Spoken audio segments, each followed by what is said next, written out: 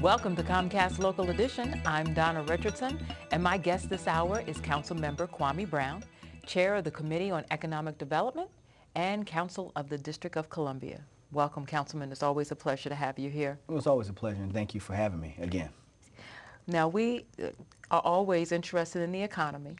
It's on everybody's mind, and want to ask you about the impact of the Stimulus Accountability Act of 2009.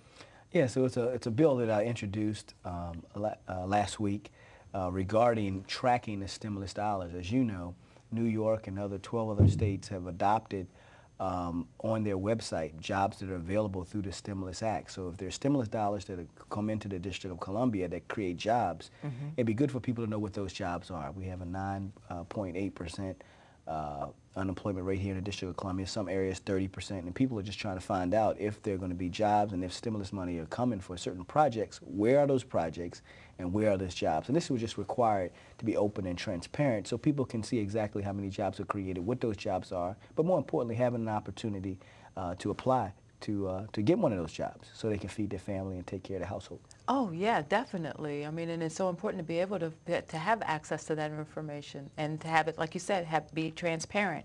Now, also very interested in the Microloan Emergency Act and what impact that will have. Well, the Microloan Emergency Act was basically to create a microloan fund here in the District of Columbia for our small businesses. As you know, our small businesses are hurting because of the economy, and we want to do everything we can to strengthen them. But more importantly, as the Small Business Administration is now offering through the stimulus package $35,000 for small businesses to apply for loans to help strengthen the small business community, and we're just going to add that up to $15,000 so small businesses have an opportunity to bridge this gap over the short period of time. Small businesses hire most of our local residents, and they're the backbone of not only the national economy, but clearly here in the District of Columbia. And we need to do everything we can to support our local small businesses, and this is just one opportunity to do so. And it's so important. I mean, most of us are seeing that the large businesses, the Fortune 500s, are being helped out. So it's nice to know that on a local level, the small business owners are also getting some support. Oh yeah, they have to. I mean, the small business owner told me when the Fortune 500 catch a cold, they catch pneumonia. And right. The question is, how do they keep it going? Because they tend to hire local residents. They tend to give some of our residents that need a second chance opportunity, that particular opportunity. They're looking forward to participate in the stimulus dollars to help their companies stay afloat and stay grow. So we have an opportunity to know where the jobs are, an opportunity to have access to capital to kind of keep these businesses afloat and keep these businesses going, which clearly helps our economy here in the District of Columbia. Now, we have something else that you've been working on, and it's the Carpenters Challenge at Phelps. Oh, yes. Yes, the Carpenters Challenge at Phelps. Well, you know, I don't think a day goes by I don't mention Phelps Architect, Engineering, and Construction High School, which is the only architect, engineering, and construction high school in the country.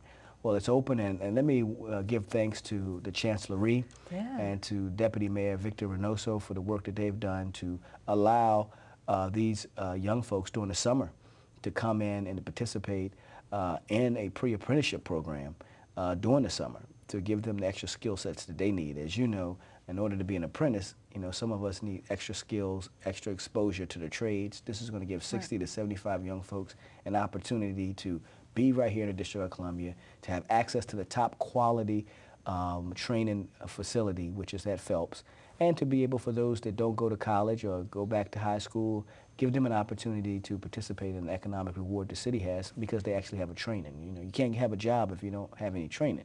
So our job is to try to provide them with an area of training to help them participate, which we see this as the first step. The next step is to keep these facilities open on nights and weekends and the summer for our adult population, those 18 through 45. For those that are unemployed, we want to get them better employed. For those that are not employed, we want to get them employed. And the way to do that is to provide them access through Phelps Architect, Engineering, and Construction High School, through Cardozo Construction Academy, and through Hospitality High School to allow them to get the skills that they need. Excellent. Well, Councilman, thank you so much for coming in. Unfortunately, we've run out of time. Well, good. Well, thank you for having me. It's always a pleasure. My guest has been Councilman Kwame Brown, Chair of the Committee on Economic Development with the Council of the District of Columbia. And if you're interested in what Comcast is doing in your community, go to On Demand and click Get Local. For Comcast Local Edition, I'm Donna Richardson.